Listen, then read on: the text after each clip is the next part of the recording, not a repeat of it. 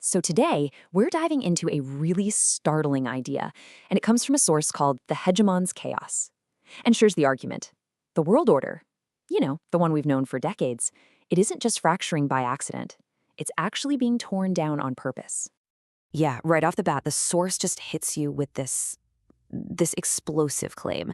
And look, the key word here isn't fracturing. I mean, we see that in the news pretty much every single day, right? The real bombshell is that word deliberately. The argument here is that the entire system set up after World War II is being taken apart intentionally. And that, of course, leads us to the big question, the central question of this whole explainer. I mean, it seems completely counterintuitive, doesn't it? Why on earth would the world's leading power, the very architect of the system, want to just break it? Well, to even begin to understand the source's answer, we've got to first be clear on what that system actually was. All right, so let's set the stage. What exactly are we talking about when we say the post-1945 global order? Okay, so think of it like a three-legged stool. That's a good way to picture it. The first leg was all these international institutions, like the UN and the World Bank, which were all designed for cooperation. The second leg was this idea of Western moral authority, a kind of shared belief in a certain set of values. And the third leg, the one holding it all up, was the clear, unquestioned dominance of the US, politically, economically, and militarily. And that, more or less, was the world for, over 70 years. Okay, so if that was the system, let's go back to that big question. Why break it? According to the source, the United States found itself staring down what it calls a hegemon's dilemma.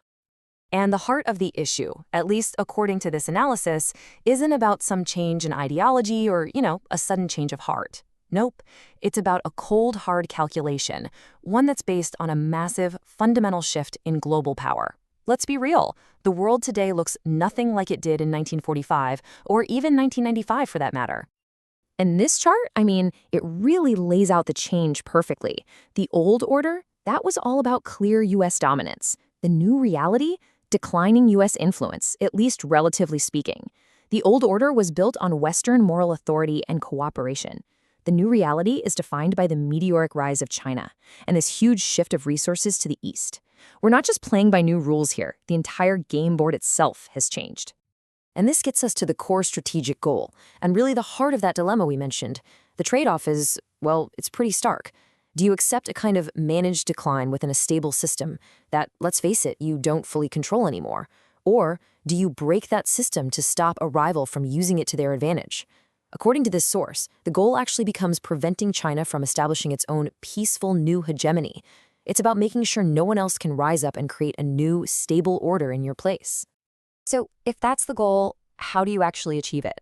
Well, let's get into the specific strategy the source claims is being used, a strategy it calls managed chaos, and who it points to as the main architect. Now, the analysis points to a very specific catalyst for all this. It argues that the actions we saw from the Trump administration, they weren't just random or chaotic. Instead, they accelerated and really embodied the strategic shift. The source presents it as a coherent, even if it's incredibly disruptive, playbook for taking apart that old order. So what exactly is this managed chaos? Well, the source defines it as a very conscious strategy. The thinking goes something like this. If you can't dominate the existing system anymore, you dismantle it. You intentionally create a more chaotic, unpredictable world where the old rules just don't apply. Why? Because the belief is that in a world of pure chaos, the only thing that really matters is raw power, and that's something you still have a whole lot of. And this playbook, according to the source, has 3 basic steps. Step 1, you bypass and basically delegitimize any global institutions like the UN that might get in your way. Step 2, you centralize all the power in the executive branch. This makes your foreign policy way faster and a lot less predictable. And finally, step 3, you ditch long-term alliances and instead focus on short-term transactional deals. Your allies, they're no longer partners, they're just customers or competitors. Of course, a strategy like this has massive, real-world consequences. The source argues it actually creates a world dominated by a totally new kind of actor, something it calls the hard state. And the philosophy of this hard state is brutally simple. It's that national power and sovereignty are the only things that matter, period. International laws, they become optional. Cooperation, purely transactional. And your allies, they're treated as disposable vassals, just useful tools you can throw away whenever they're not convenient anymore. And the fallout from this is like a domino effect. Once this philosophy takes hold, you see trust-based diplomacy just completely break down. Allies feel abandoned, so naturally they start looking for other options. The source also points to a pretty chilling effect, a global erosion of civil liberties and really the end of any claim to Western moral authority. So, after all that, what's the big takeaway here? What's the bottom line from the argument in the hegemon's chaos? Well, the most crucial point is this. If you look at world events through the lens of this source, all the instability, the broken treaties, the strained alliances, none of it is an accident. It's not a bug in a system. It's the feature.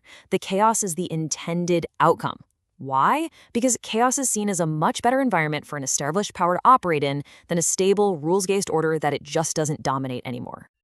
And this quote from the source really just puts it all in perspective. When you're faced with a choice, a stable system where your influence is shrinking, or a chaotic world where you can still throw your weight around, the argument is that the ruling elite will always choose to prioritize retaining power, no matter what the cost is to the system itself. And so that leaves us with one final, pretty provocative question. If the old system, the one built on cooperation and global institutions, is being deliberately dismantled, and the goal is a state of managed chaos, then what comes next? What, if anything, replaces the very idea of order? That's a question worth chewing on.